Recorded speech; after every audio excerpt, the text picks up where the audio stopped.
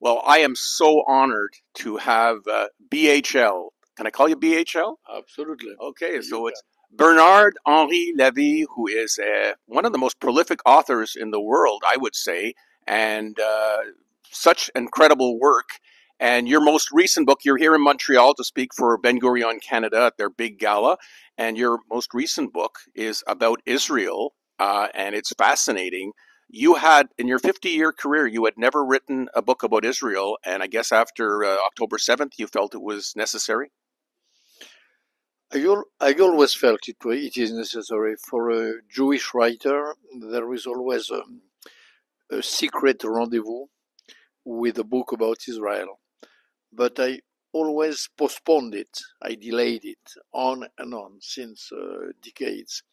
And October 7 made it suddenly necessary and even urgent. And so you wrote this book, and you make a lot of arguments in there. You also, I noticed it was very interesting. You talk about kind of the axis of evil. I didn't really see it that perspective. The countries like Russia, China, who we all thought were friends with Israel, they have diplomatic relations. Turkey, countries that do have, embassies and relations with them, but they seem to be enjoying the suffering that Israel has experienced.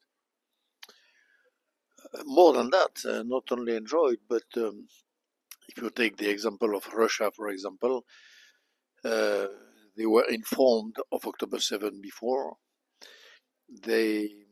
What I explain in my book is that they participated in the preliminary discussions in Beirut, in Lebanon, between Iranian Revolutionary Guards, Hezbollah people, Hamas people, and some people of Russia, of Putin, were there. So it's even more than that. You have a real complicity. And the point is that Hamas, in the day of October 7, was not just a tiny little party. It was the center of a cloud, right?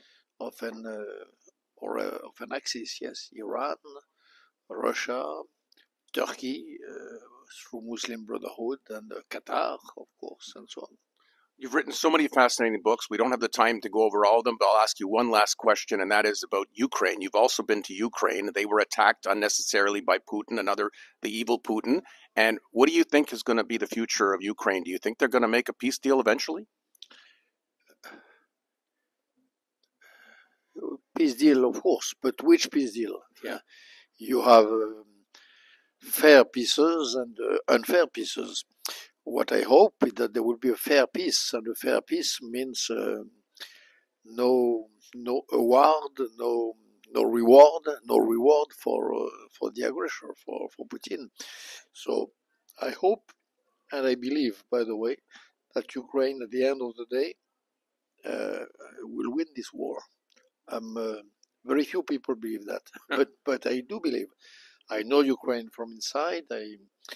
I documented the war from front line, and I can say that I believe that Ukraine can win, might win, and will probably win.